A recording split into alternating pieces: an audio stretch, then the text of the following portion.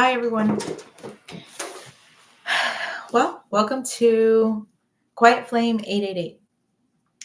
It's a space for growth and understanding. My name is Jessica.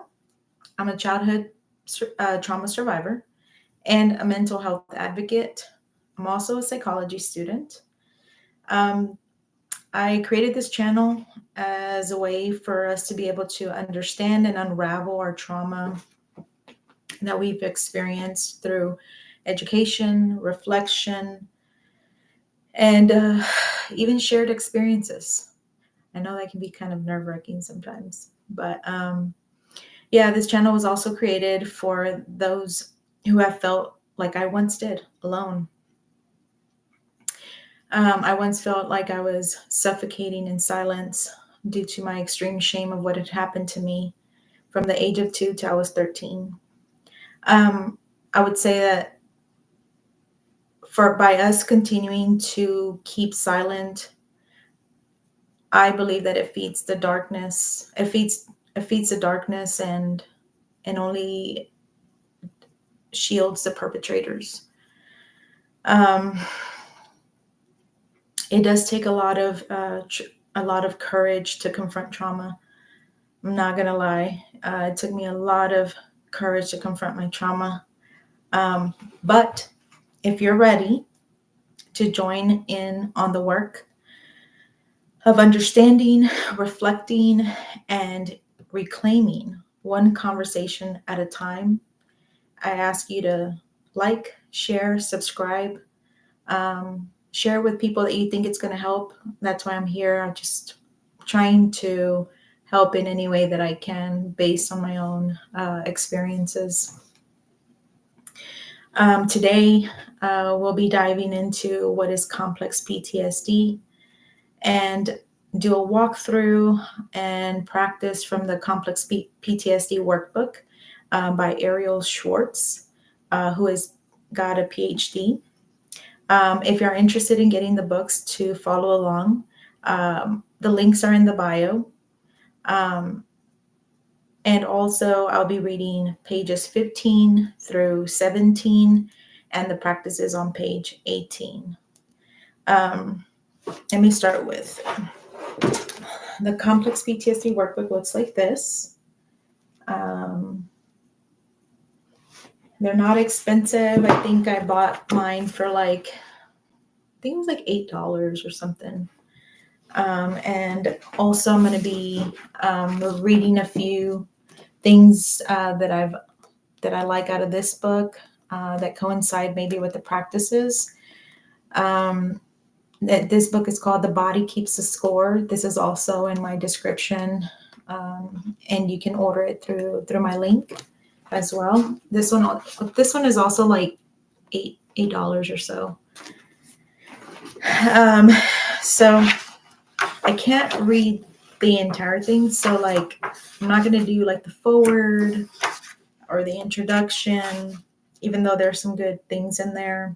I don't want to bore y'all, which is why I say if you want to buy the books yourself, so you take time to read the full thing, the full book, that's great. So chapter 1, it says understanding trauma. If you were neglected or abused as a child, your primary orientation to the world is likely to be one of threat, fear, and survival. It's only natural that a childhood experience with untrustworthy parents or caregivers would leave you untrusting or confused about what constitutes a loving relationship.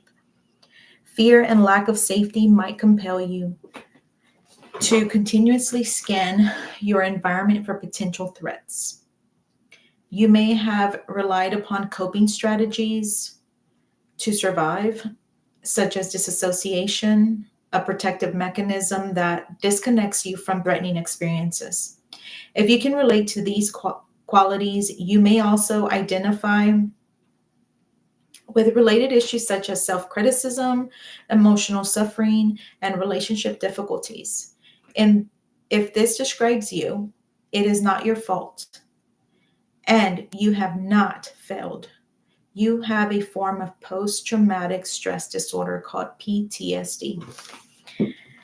I don't know about y'all, but I would say that my personal experience with what this first page talks about, I went through a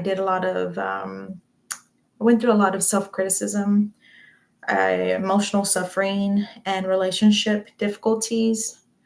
A lot of relationship difficulties. I would say that my disassociation, I feel like I've heard other stories where their disassociation is different. For me, I would say that my disassociation was, I just stayed busy. I could not sit within my own thoughts. And the reason for that was, if I sat down long enough within my own thoughts, that became really, really rough for me. And so I would just stay busy with friends, family, work, just always busy, always had to have noise, always had to have somebody there, which also created codependency. So, that was my form of disassociation. I know I've heard that other people, their way of disassociating is they create multiple personalities to protect them during those difficult times of their trauma. So I think that's another way of disassociation. I think, other people feel like they're out of their body. And so, yeah, those are different forms that I think are disassociation. And so let's see what the second page says. It says, traumatic experiences are by their very definition, frightening and overwhelming. PTSD is often associated with events such as car accidents, natural disasters, and acts of violence. It is common after experiences like these to feel flooded with powerful emotions such as fear or sadness, and to begin avoiding situations that remind you of the trauma. Excuse me. PTSD refers to the presence of these symptoms well after the event is over. However, there is another kind of post-traumatic stress called complex PTSD, CPTSD, which occurs as a result of long-term exposure to traumatic stress rather than in response to a single incident. CPTSD typically arises as a result of ongoing stress or repeated traumatic events that occur during childhood and is sometimes referred to as developmental trauma disorder. Growing up afraid has ramifications on cognitive, emotional, and physical development that can persist into adulthood until you have the necessary support to heal your wounds. CPTSD is not a character weakness. It is a learned stress disorder. The good news is this: you can reclaim your life from the cost of childhood trauma. When you are empowered with knowledge and awareness, you can deepen your self-acceptance and reduce the difficult emotions that often accompany developmental trauma. In this chapter and throughout this book, you will develop a greater understanding of complex PTSD and discover ways to mitigate its effects to help you heal. The goals of this workbook are to encourage a compassionate understanding of your symptoms and to provide you with action steps that help you recover from developmental trauma. So I would say that for me, I was diagnosed with ADHD, and the psychologist said that came from my trauma, my childhood trauma, and so CPTSD is also another thing that I have. Also because my trauma was for so long. It was from the age of 2 till I was 13. Page 17 talks about Diane's story, learning self-care. By the time I met Diane, her suffering had become unbearable. She reported experiencing debilitating anxiety mixed with feelings of hopelessness and despair. She married, but her relationship was suffering under the weight of her symptoms. In the past year, she had gained weight, developed migraines, and struggled with insomnia. How many of y'all are going through that? Diane was very skilled at avoiding dealing with her traumatic past. To survive, she had learned to bury her painful feelings and memories, preferring not to talk about her childhood. I did that till I was 38. But now her migraines and insomnia made her feel as though she were coming apart at the seams. Diane had lost a sense of choice or control over her emotional life. I learned that Diane had a history of exposure to domestic violence during her childhood. Her father was an alcoholic and her mother was never really involved in her life, other than to tell her what she was doing wrong. With tears streaming down her cheeks, she said, "They never should have had children. I should have never been born." If you can relate to Diane's story in any way, take comfort in this. CPTSD is the result of learned ineffective beliefs and behaviors that can be replaced by a positive mindset and health promoting behaviors. With the same tools that you'll find in this book, Diane was able to integrate resources such as mindfulness and relaxation techniques into her life to help her feel more grounded and safe. She explored her history and developed a greater tolerance for facing her painful emotions. Writing about her past allowed her to feel in control of her life now. As a result of her consistent commitment to self-care, she strengthened her self-acceptance and compassion. After several weeks of practicing the action steps that you'll learn in this book, Diane had an epiphany. My parents neglected me. And now I neglect myself by not taking care of my body as an adult. They could not love me the way that I needed, but I can become good at loving myself. So in Diane's story, it talks about how writing about her past allowed her to feel in control of her life. I did that. I think I went through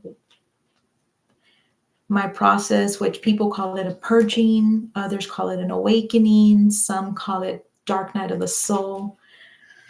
Well, when I went through that, I went through probably several months of purging all the hurt, the pain from each individual who had hurt me, and I was spiritually guided, and I believe that everybody's journey is different and individual, and so for me, I believe that I was being guided to journal everything, and every day that I journal everything of what was what I was needing to purge that day, I was also guided to burn it, and that was my way of releasing it.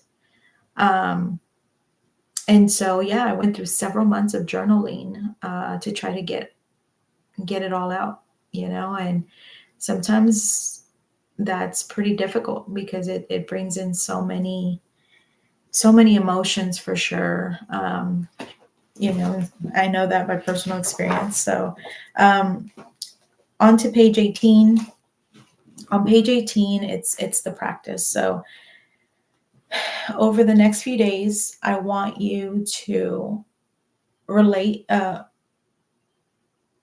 reflect on ways that you can relate to Diane's story. Take some time to write down any associations that you have to her story.